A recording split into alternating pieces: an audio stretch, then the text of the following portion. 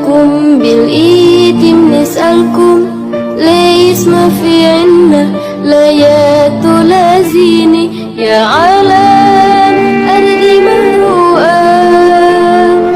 أرضي هري مسروقة.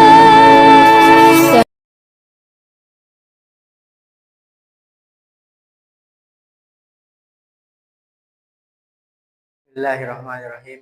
Assalamualaikum warahmatullahi wabarakatuh. Alhamdulillahirabbil alamin wa bihi nasta'inu ala umuri dunya waddin. Assalatu wassalamu ala asrofil anbiya'i wal mursalin sayyidina Muhammadin wa ala alihi wa sahbihi ajmain, amma ba'du. Rabbi shrah sadri wa yassir li amri wahlul 'uqdatam min lisani yafqahu qawli. Yang sama-sama kita cintai dan kita hormati guru kita Al-Mukarram Ustadz Bapak Haji Andri Rahadian, Bapak Ibu jamaah yang insyaallah dirahmati Allah Subhanahu wa taala. Yang saya hormati para pengurus DKM Masjid Jamilul Hidayah.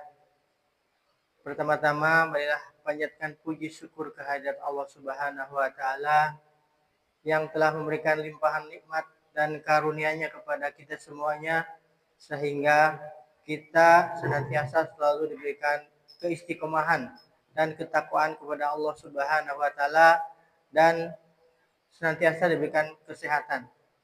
Sehingga pada pagi hari ini kita bisa hadir bersama-sama untuk menunaikan kewajiban kita, yaitu sholat subuh secara berjamaah. Sholawat serta salam tidak lupa kita haturkan kepada junjungan kita baginda Rasul Muhammad Sallallahu Alaihi Wasallam, kepada keluarganya, kepada para sahabatnya, dan kita sebagai umatnya yang mudah-mudahan kita mendapat syafaatnya di akhir yaumil nanti. Bapak, Ibu hadirin sidang salat Jumat yang berbahagia, seperti halnya biasa pada Selasa pagi pada sholat subuh kita adakan pengajian atau kajian yang insya Allah akan disampaikan oleh guru kita Al-Mukarram Ustadz Haji Rahadian. Untuk itu sebelum kita memulai pengajian pada pagi hari ini, senantiasa kita selalu memohon kepada Allah Subhanahu wa taala selalu diberikan keberkahan dan ketakwaan kepadanya. Kita bacakan umul kitab yaitu suratul Fatihah, yang mudah-mudahan kita semua selalu dalam lindungannya. Bi barakati al-Fatihah. A'udzubillahi minasyaitonir rajim. Bismillahirrahmanirrahim. Alhamdulillahirrahmanirrahim. Iyyaka na'budu wa iyyaka nasta'in. Shiratal ladzina an'amta 'alaihim ghairil maghdubi 'alaihim waladdallin. Bapak Ibu jamaah sekalian, untuk selanjutnya mari kita dengarkan dan simak kajian yang akan disampaikan oleh guru kita. Tafadhol, Pak.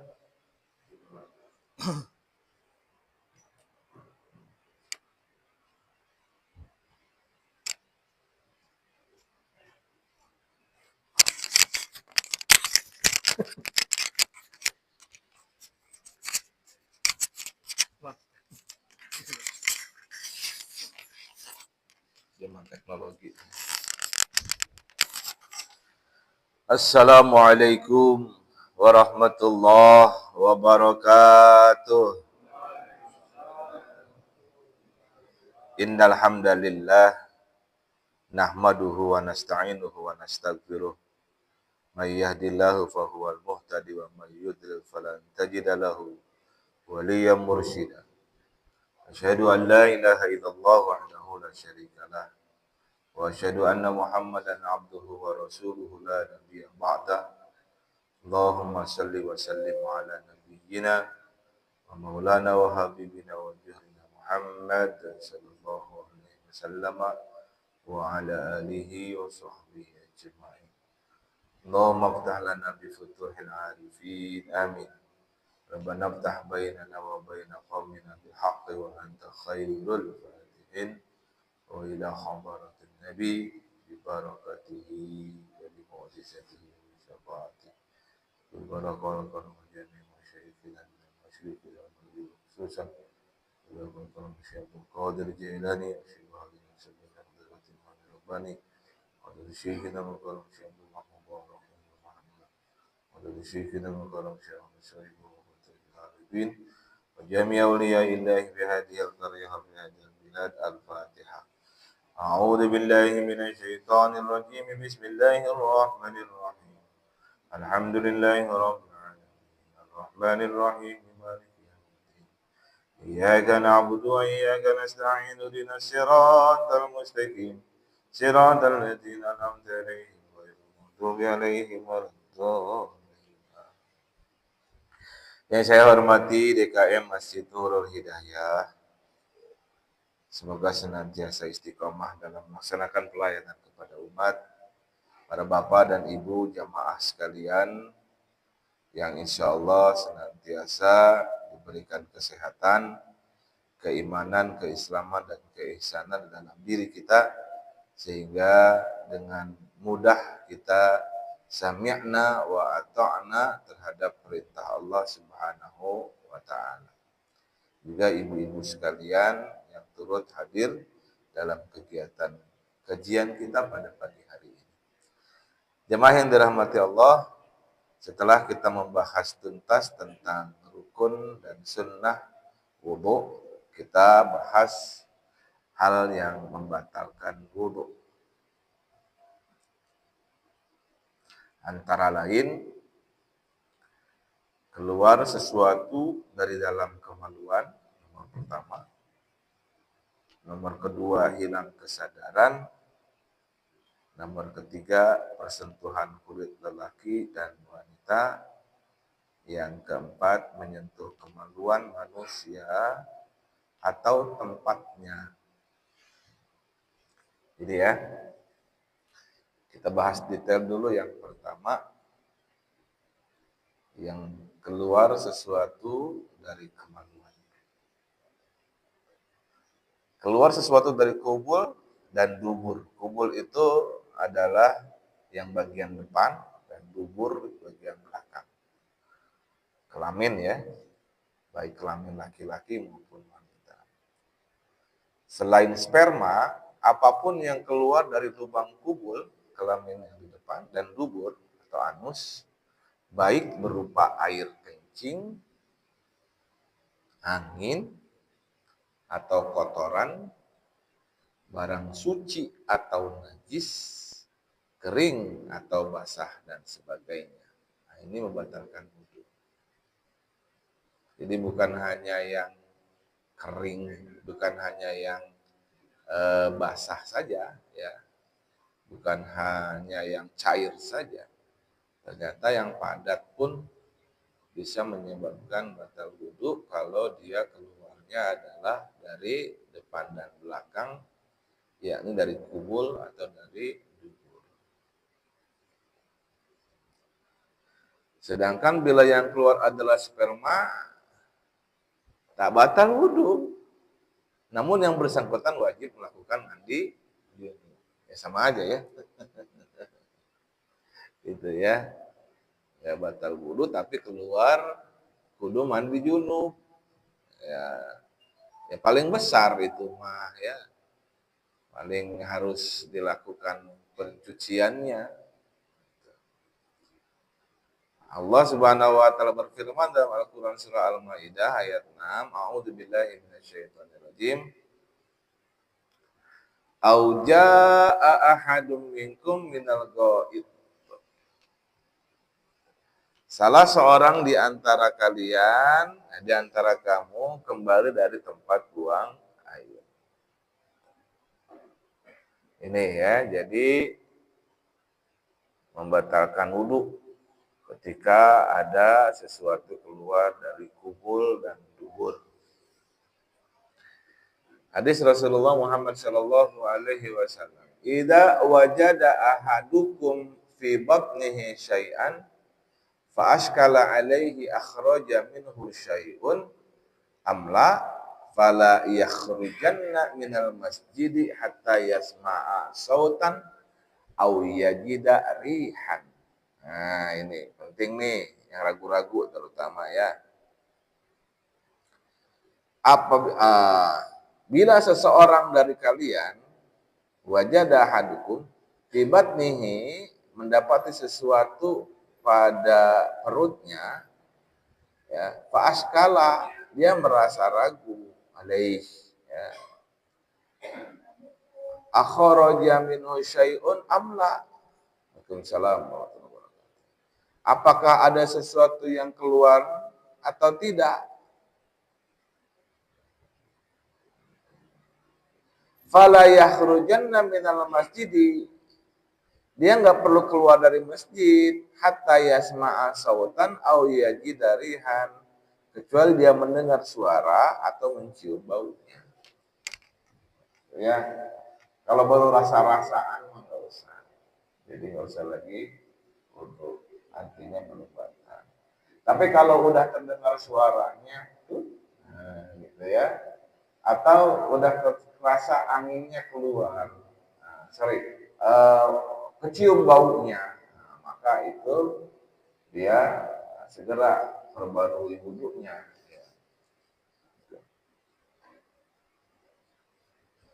Biasanya nih kita suka anyang-anyangan gitu ya, habis pipis, merasa bersih pipisnya tuh, ya, setelah dikeluarkan dengan daham 3 kali, ya, daham 3 kali, udah beres tuh daham.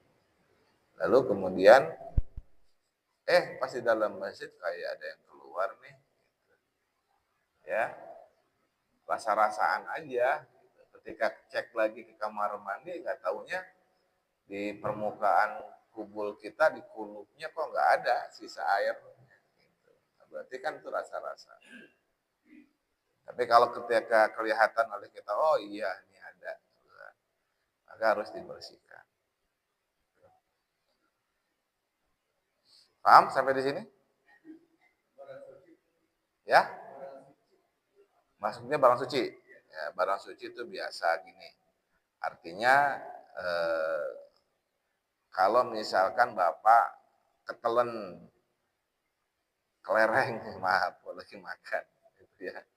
Ketelen atau sesuatu yang keras lah, ya, yang nggak bisa dikunyah, dan lambung pun tidak mampu memproses, sehingga yang ditelan dari awal sampai yang keluar itu sama bentuknya, gitu, ya. Nah, itu bagian dari barang suci, ya. Maka kemudian keluar dari kubul, ya, atau dari dubur, maka itu termasuk membatalkan wudhu. Itu maksud barang suci. Atau sesuatu yang secara dipaksa dimasukkan lalu dikeluarin lagi, itu ya, secara paksa, ya, tapi dalam keadaan wudhu misalkan, maka itu membatalkan wudhu, ya. Apalagi zaman sekarang bahaya ya, ada orang yang mempunyai kelainan seksual, ya, sampai kemudian memasukkan sesuatu ke dalam duburnya. Nah, ini juga bisa membatalkan wudhu kalau dia tadinya baru wudhu. Tapi biasanya orang yang kelainan seksual boro-boro ingat sama wudhu, begitu ya. Baik, silakan Pak.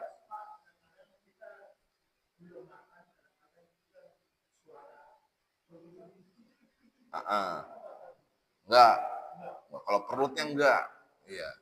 Kalau dalam perutnya sih belum keluar kan, masih di dalam, masih gerak begitu ya. Tapi enggak jelas ini keluar apa enggak jelas kan? Gitu. Maka ketika enggak kedengeran suaranya, kemudian enggak kecium baunya, gitu ya, maka dia tidak batal wudhu. Jangan ragu-ragu dalam hal ini, gitu ya. Jangan ragu-ragu. Gitu. Ada lagi? Silakan. Ya. Sendawa.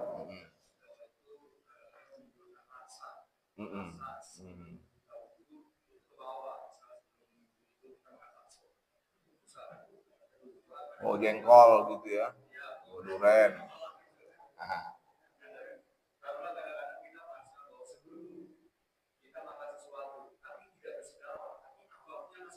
Iya. Oke. Kalau itu tidak tergolong membatalkan wudhu ya.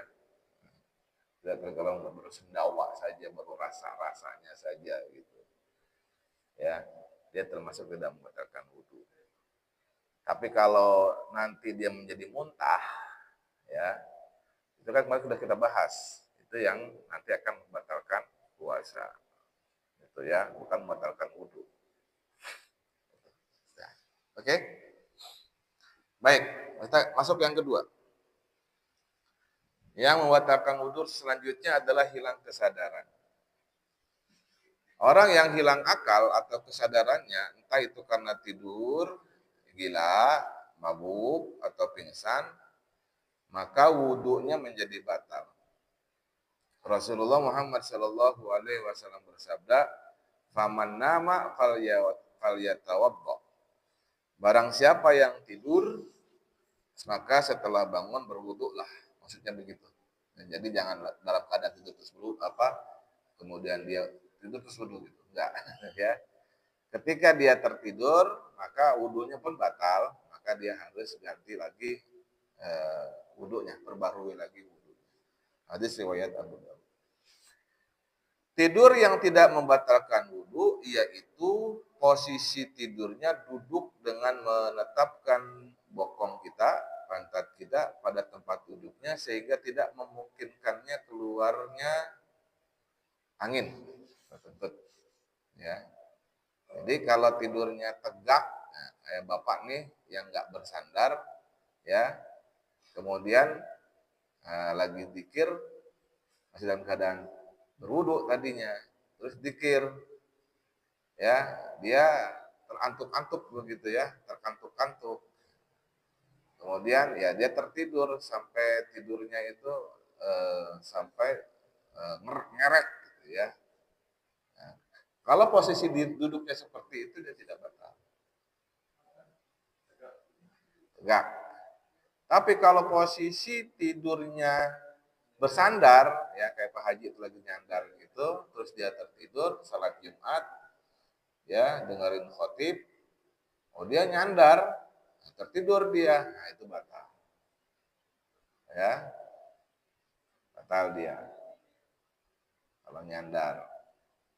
Atau kemudian posisinya berubah dari duduk tegak, kemudian tiba-tiba rata badannya dengan tanah. Itu udah pules namanya itu. Ya, itu udah batal.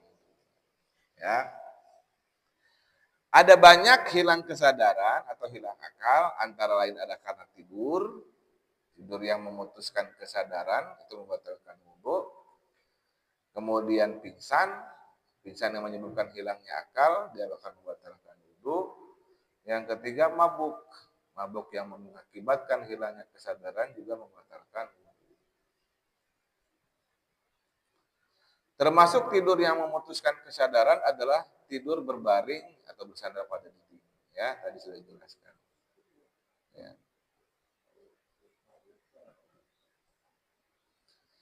Sebuah riwayat dari Anas bin radhiyallahu anhu bahwa para sahabat Rasulullah Shallallahu Alaihi Wasallam tidur, kemudian sholat tanpa berwudu lagi. Abu Dawud menambahkan, ya, tidur itu dalam keadaan duduk maksudnya. Jadi ketika dia dalam keadaan duduk itu tertidur, dia dalam keadaan tertentu iqomah itu, ya. Kemudian dia sholat atau dia melakukan sholat sunnah ya, dalam keadaan setelah duduk dari bangkit dari duduknya. Oke, itu tidur yang menyebabkan memutuskan kesadaran. Ya.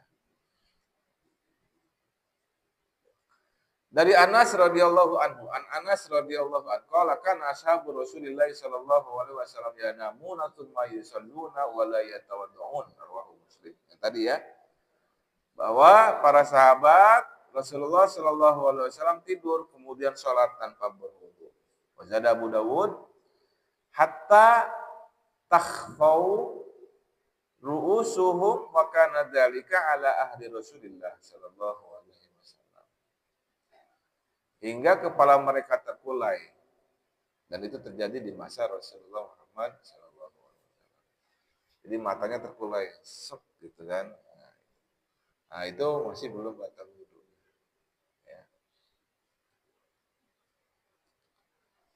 Dalam kitab Fathul Mu'in dijelaskan wa alamatun nu'as, tanda mengantuk, sima'ul kalamil hadirina wa illam yafhimhu. Masih terdengar atau masih mendengar bicara orang yang berada di sekelilingnya sekalipun dia tidak paham. Itu ya, dia masih dengar. La zawaluhu binaumi qaidin mumkinin maq'aduhu ay alyaihi min maqarrihi wa inistanada lima law zala saqata aw ittaba wa laysa baina maq'adihi wa maqarrihi tajaf. Wudu tidak batal lantaran hilang kesadaran sebab tidur dalam posisi duduk yang merapat antara tempat tidur dengan pantatnya. Maaf. Yang tidak berubah dari tempat semula meskipun sambil kalau ini ada ikhtilaf ya. Meskipun sambil bersandaran sesuatu yang kalau tidak ada menyebabkan ia jatuh atau duduk dalam posisi merangkung, sedengkul merangkul.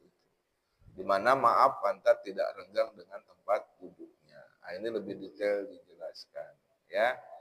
Tapi kalau biasanya orang yang bersandar itu ya udah pules lah gitu, biasanya gitu. Maka tolong diingatkan sahabat kita ketika kita sedang mendengarkan khutbah, awasi tuh ya kalau yang bersandar-sandar itu tuh ya. Kalau dia tertidur, ingetin setelah iqomah cepat-cepat bilang, bro, wudu lagi bro, nanti udah batal bro, gitu, ya.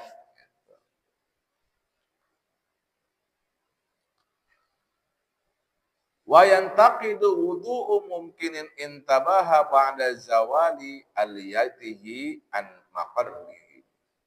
Wudu orang yang tidur dengan seperti di atas menjadi batal jika ia bangun telah berubah dari tempatnya semula. Ya. La wudu asyakin hal kana mumakkinan aula aw hal zalat aliyatuhu qoblal yaqobati aw ba'daha. Jika hanya sekedar ragu apakah maaf pantatnya berubah atau tidak, berubah sebelum bangun atau sesudahnya, maka wudunya enggak batal. Ya. Paham? Ragu-ragu nih. Ini bergerak pindah apa enggak nih bokongnya. Tapi yang dalam duduk dalam keadaan tidak bersandar ya. Ragu-ragu dia nih. Nah, itu kalau gitu enggak batal. Paham? Ya, baik. Yang ketiga adalah batal wudu ketika bersentuhan kulit. Bersentuhan kulit lelaki dan perempuan yang keduanya telah balik, bukan mahram, tanpa penghalang, maka membatalkan wudu. Allah Subhanahu wa taala berfirman dalam Al-Qur'an surah Al-Maidah ayat 6, A'udzubillahi minasyaitonirrajim. Aula mastumun nisa, atau kalian menyentuh perempuan. Adapun sentuhan kulit yang tidak membatalkan wudu adalah antara lelaki dengan perempuan, antara laki-laki dengan laki-laki, perempuan dengan perempuan, dan laki-laki dengan perempuan yang menjadi mahramnya. Ya, yang menjadi mahramnya. Ingat itu ya. Kalau bukan mahram dia batal.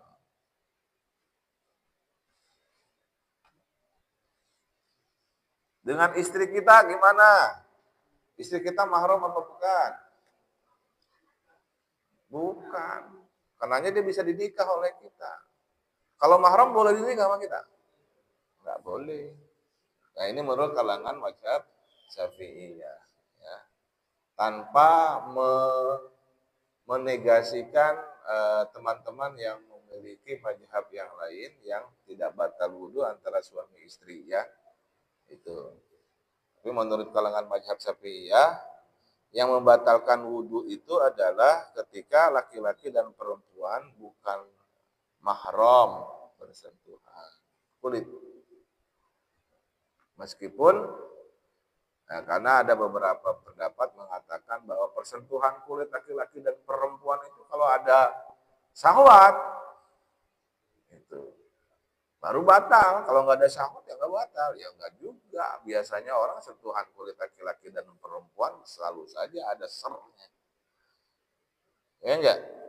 Apalagi kalau yang tersentuhnya adalah anak yang baru tumbuh dewasa, gitu kan, baru matang-matangnya, gitu. Nah itu. Ya, jadi terhadap istri kita yang dia adalah bukan mahram kita, ya, itu termasuk membatalkan wudhu. Kalau ada pendapat yang lain, saya tidak menegasikan ya, karena memang pendapatnya sudah berakar dari dulu ya. Wudhu juga tidak menjadi batal ketika terjadi sentuhan yang terhalang oleh sesuatu, misalnya kain. Gitu ya.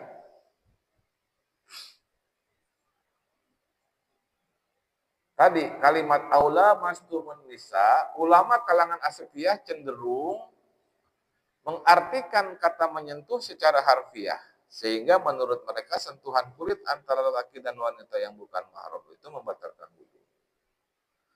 Menurut mereka bila ada kata yang mengandung dua mana antara mana hakiki dengan mana kiasan, maka yang harus didahulukan adalah mana hakikinya. Kecuali ada dalil yang menunjukkan perlunya menggunakan penafsiran secara kiasan.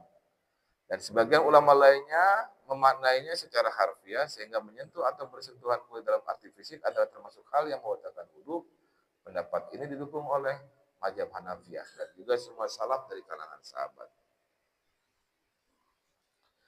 Nah, Al-Malikiyah dan jumhur pendukungnya mengatakan hal sama kecuali bila sentuhan itu dibarengi dengan syahwat. Maka barulah sentuhan itu membatalkan wudhu. Itu bagi mereka ya. Gitu. Tapi kan yang namanya bersentuhan kulit antara laki-laki dan perempuan tentu ada sernya, selalu begitu.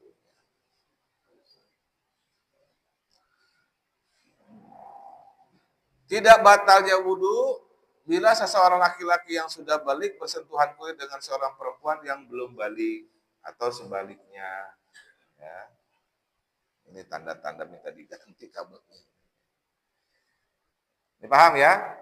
Laki-laki yang sudah balik bersentuhan kulit dengan perempuan yang belum balik, dia masih anak-anak. Makanya ketika ada anak-anak mau salim, sang yang mau disalimi itu bertanya dulu, kamu sudah haid belum nak? Gitu. Belum pak.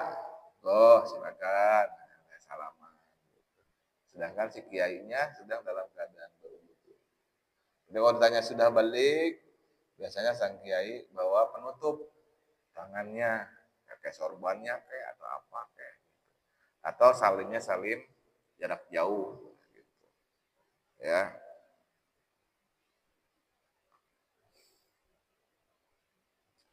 Nah, ini dikuatkan lagi nih ya. Lalu bagaimana dengan wudhu sepasang suami istri yang bersentuhan kulit? Wudhu tersebut menjadi batal karena pasangan suami istri bukanlah mahram. Seorang perempuan disebut mahram jika perempuan tersebut haram untuk dinikahi oleh seorang laki-laki. Sebaliknya seorang perempuan disebut bukan mahram bila boleh dinikahi oleh seorang laki-laki. Bapak sentuhan kulit sama mertua batal nggak Pak? Mertua perempuan. Batal. Enggak batal. Iya, mertua mah haram dinikahi. Iya. Sepanjang masih beristrikan anaknya. Gitu. Tapi kalau udah nggak beristrikan anaknya, maka dia mantan mertua. Gitu. Tapi kalau udah sama masih mertua, pasti statusnya menjadi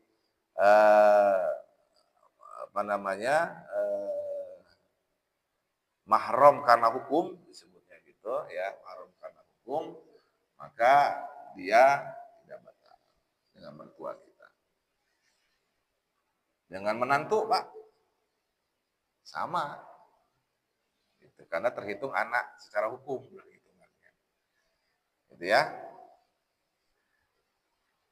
Kalau dengan anaknya adik kita,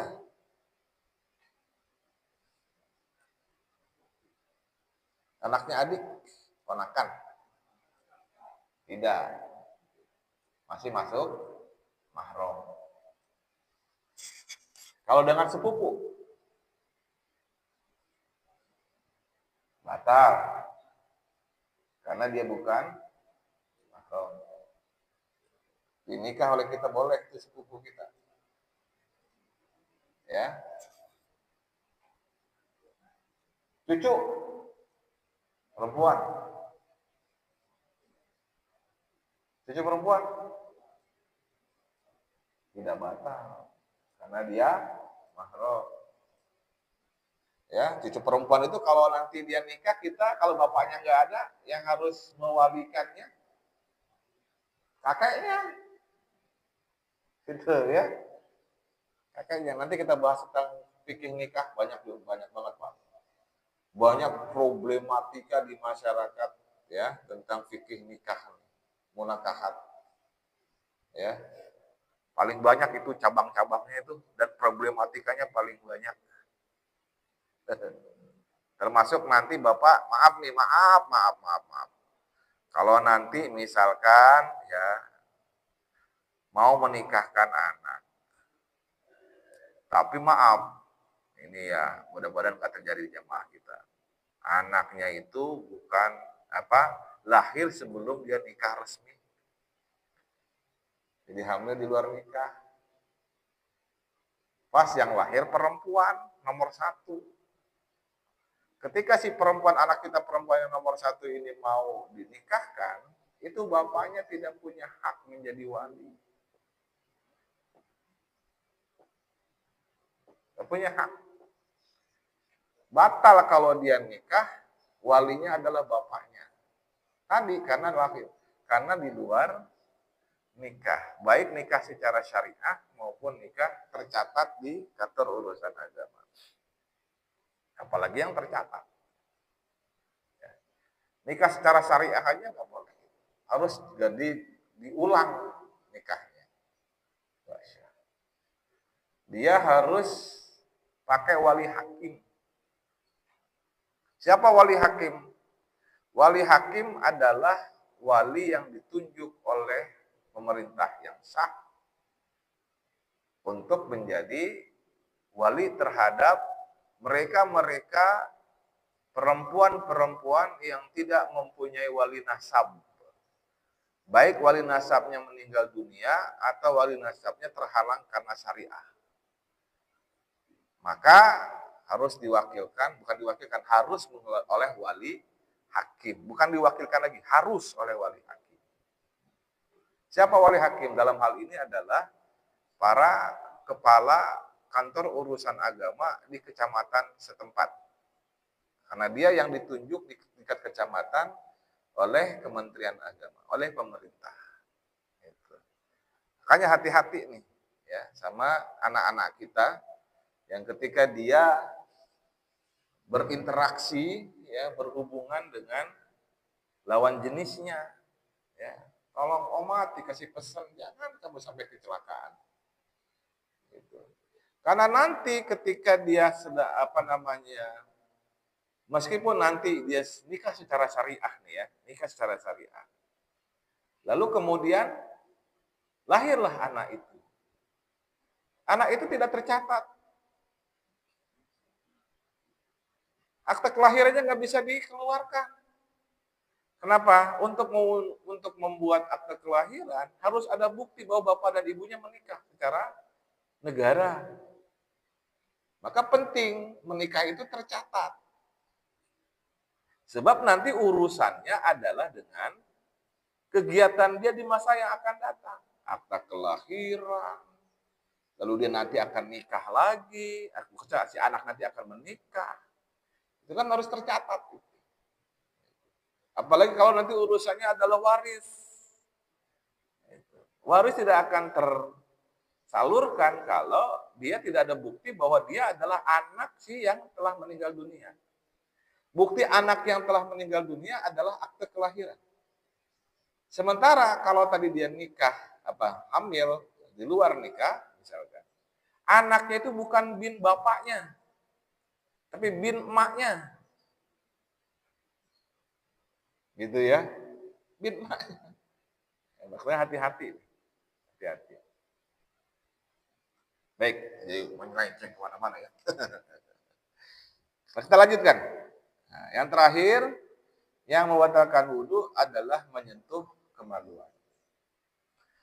Menyentuh kemaluan atau lubang dubur manusia dengan menggunakan bagian dalam telapak tangan bisa membatalkan wudhu.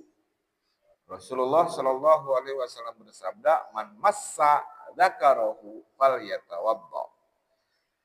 Barang siapa yang memegang kelaminnya maka berwudhulah. Hadis riwayat Ahmad.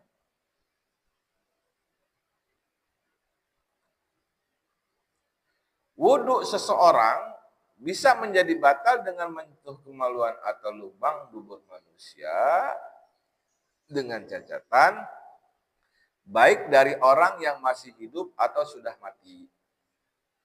Ya. Kalau masih hidup jelas ya. Nah, bagaimana dengan menyentuh yang sudah mati? Misalkan lagi memandikan jenazah. Maka batal wudhunya. Orang yang memandikan jenazah ketika menyentuh kemaluan pasangan, bukan pasangan ya, dia mungkin bisa jadi pasangan juga, atau bahkan orang lain yang menyentuh kemaluannya, maka batal. Milik sendiri atau orang lain, ya ini detail nih Vicky ngejelasinnya ya. Milik sendiri aja batal, apalagi punya orang lain. Anak kecil atau anak dewasa atau orang dewasa itu juga batal. Sengaja atau tidak sengaja, kemaluan yang disentuh itu telah terputus dari badan. Itu ya. Bagaimana kalau yang mainan? Mainan yang nggak masuk hitungan ya. Ya, dia bukan dari bagian dari fisik manusia. Gitu ya. Sampai di sini bisa dipahami, Pak? Adapun wudhu orang yang disentuh kemaluannya tidak menjadi batal kecuali jika keduanya sudah balik sebagaimana pada poin ketiga.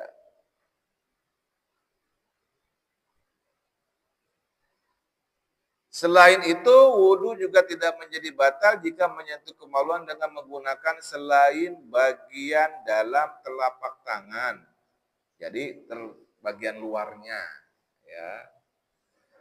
Enggak batal. Atau menggunakan perantara benda seperti pakaian, kain, kayu, dan sebagainya. Gitu, ya.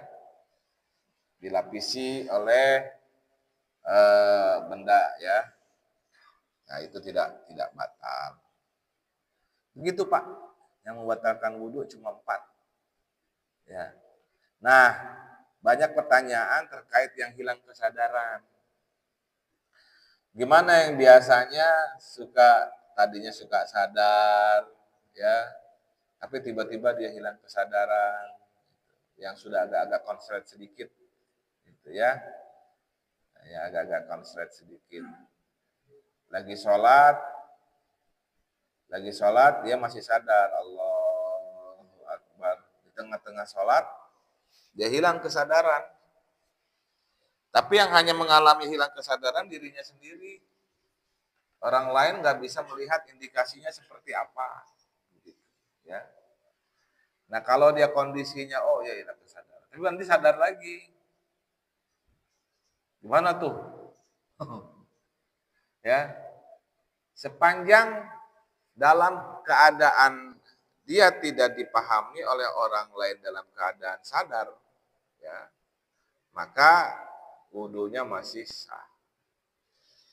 Tapi ketika orang lain sudah melihat bahwa dirinya terindikasi dalam keadaan tidak sadar, nah ini harus diingatkan kepada yang tadinya tidak sadar itu. Tadi kamu sepertinya tidak sadar nih. Ya, kamu sholat dalam keadaan setengah sadar.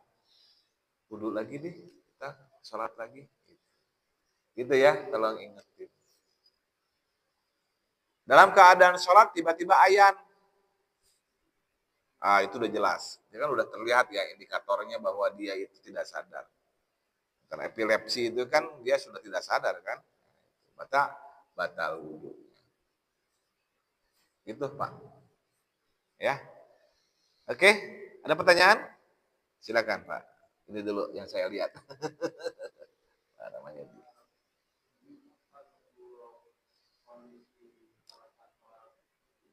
salat Jumat.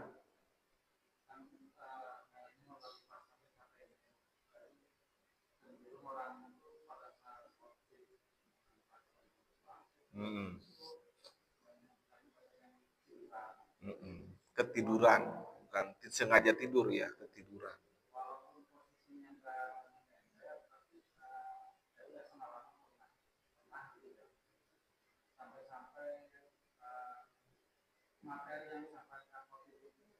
Enggak.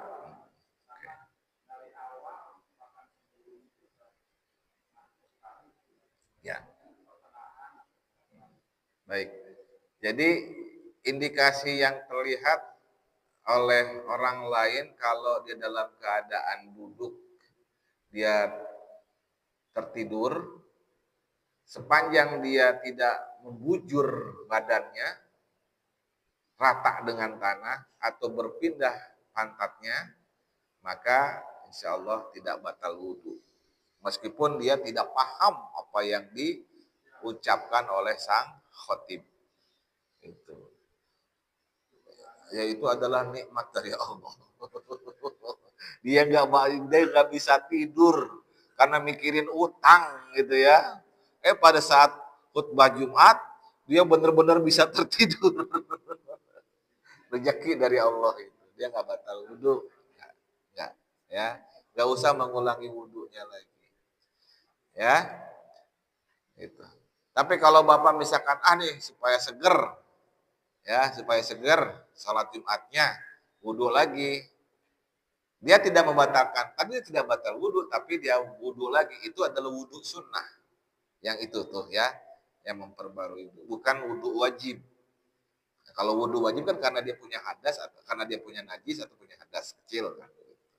Nah tadi itu wudhu yang sunnah disebutnya. Dia supaya seger, ya supaya sholatnya pun menjadi segar kembali, lalu kemudian dia wudhu lagi. Itu wudhu sunnah.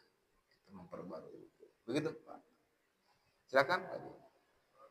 Assalamualaikum warahmatullahi wabarakatuh. Terjatuh. Tidak sadar, ya. Masih sadar. Ya. Mundur. Itu keadaan tidak sadar namanya Pak. Hilang kesadaran. Harusnya wudhu kembali karena dia dalam keadaan tidak sadar, harusnya nanti begitu Pak, wudhu lagi nanti kalau sekarang bukan maksud saya ya itu kan keadaan tidak tahu ya, keadaan tidak tahu, maka yang kondisi itu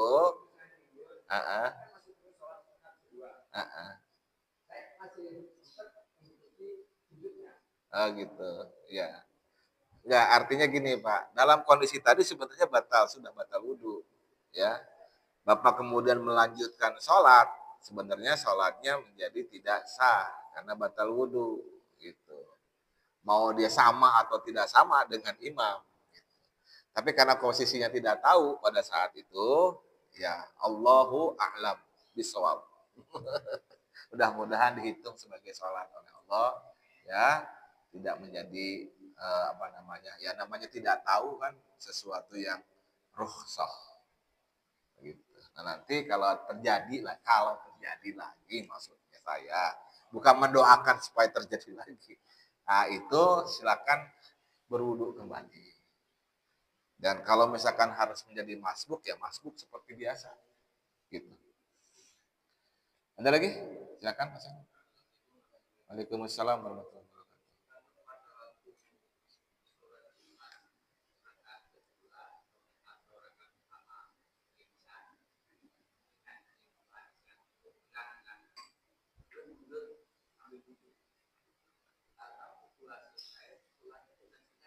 Iya, oke.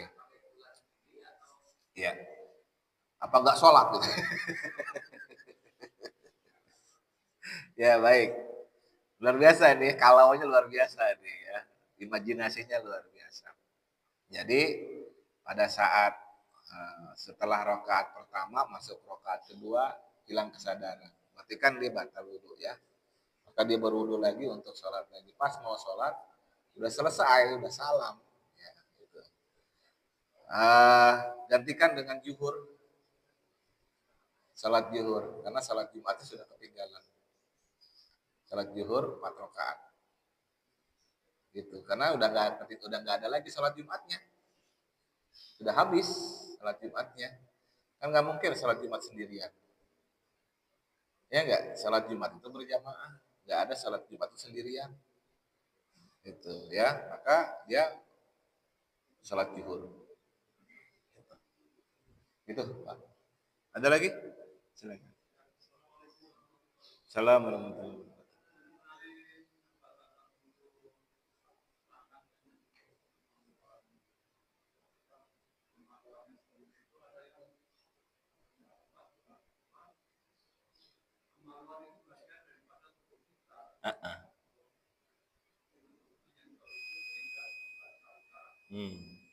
Ya. Baik. Terhadap pendapat itu saya belum belum setuju. Ya, belum setuju dalam artian meskipun dia punya diri kita sendiri ya, terkait bahwa dia adalah sesuatu yang bisa menimbulkan syahwat, bisa terjadi ketika kita menyentuhnya tanpa halang-halang. Nah, maka itu menjadi batal. Itu. Meskipun orang punya pendapat bahwa itu punya kita sendiri, kenapa jadi batal? Ya, itu. Tetap aja bahwa sengaja atau tidak sengaja ketika tersentuh oleh tangan kita yang bagian dalam, nah, bagi mazhab Syafi'i itu batal wudu. Kecuali ada halang-halangnya. Ya. Ya, wajar ketika misalkan dalam keadaan sholat, ya maaf, ada kalanya memang ada yang sholat pakai sarung tapi nggak pakai daleman. Gitu ya, ada yang nggak pakai daleman misalkan. Ya nyentuh, ya sepanjang pakai kain sarung ya nggak masalah. Gitu. Ya, nggak masalah. Nah, cuma saya coba mengingatkan kepada para jamaah yang lagi pakai kain sarung, hendaknya pakai celana dalam lah, gitu ya. Sebab nanti kalau dilihat dari belakang, Bapak nggak pakai daleman yang sampai ke lutut, ya, nggak pakai celana dalam pakai sampai ke lutut, ketika Bapak sujud, itu terlihat bagian dalam paha. Terlihat itu oleh orang di belakang. Ketika terlihat aurat, sah atau tidak sholatnya? Tidak sah. Gitu ya. Maka saya sangat sarankan yang pakai kain sarung, itu pakai lagi celana yang sampai lutut. Yang menutup pahanya, menutup auratnya. Kalau enggak pakai, ya kelihatan dari belakang itu auratnya terlihat. Ya. Nah, tadi ya, yang tadi terkait dengan maaf kemaluan itu saya masih pegang mazhab Syafi'i yang batal wudunya kalau menyentuhnya oleh tangan sendiri tanpa halang atau menggunakan bagian dalam telapak tangan ya. Tapi kalau tersentuh oleh bagian luarnya, it's okay, nggak batal wudu. Begitu Pak. Saya masih belum sependapat dengan yang itu karena saya belum dapat dalil kuatnya. Gitu. Ya, belum dapat dalil kuatnya. Silakan. Oke. Ya, orang yang dikebiri, Pak. Orang yang dikebiri kan diputus tuh kemaluannya. Nah, kemaluannya itu masih punya dia. Ketika dalam keadaan berwudu dia sentuh maka dia batal. Atau orang lain menyentuh maka orang lain itu wudunya batal. Paham? Jadi sudah terlepas itu yang dikebiri. Yang dikebirinya dengan berbagai macam alasan, ya. Ya, alasan kesehatan lah, alasan macam-macam lah, gitu, ya. Begitu. Cukup ya? Ada pertanyaan yang lain? Tidak ada? Silakan, Pak. Assalamualaikum warahmatullahi wabarakatuh.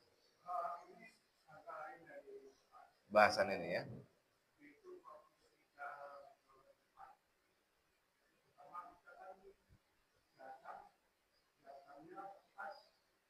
Ajan. Sebelum ajan untuk apa? Untuk khutbah apa ajan untuk sholat?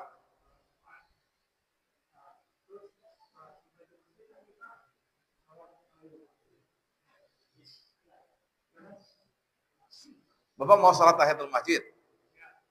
Tapi udah ajan buat sholat Jumat apa ajan buat khotib? Belum ajan. Oke.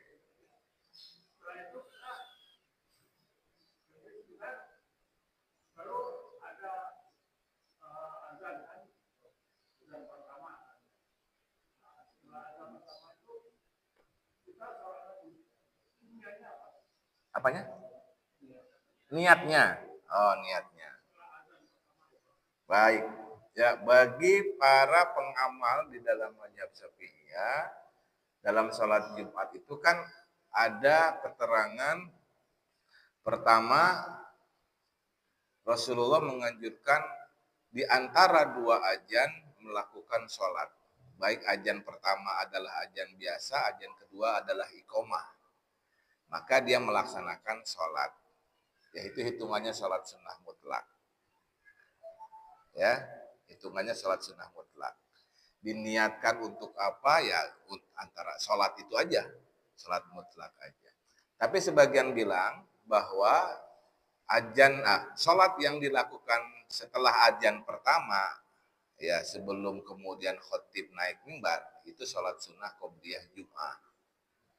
Sebagai indikasi, bukan sebagai kias dari sholat sunnah qobliyah zuhur.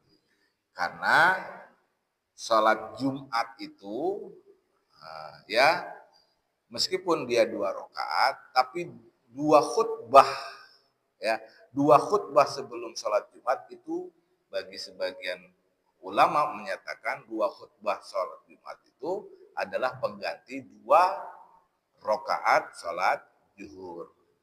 Maka kiasnya para pengamal melakukan sholat sunnah setelah ajan pertama itu mereka bilangnya sebagai sholat sunnah qobliyah Jum'ah.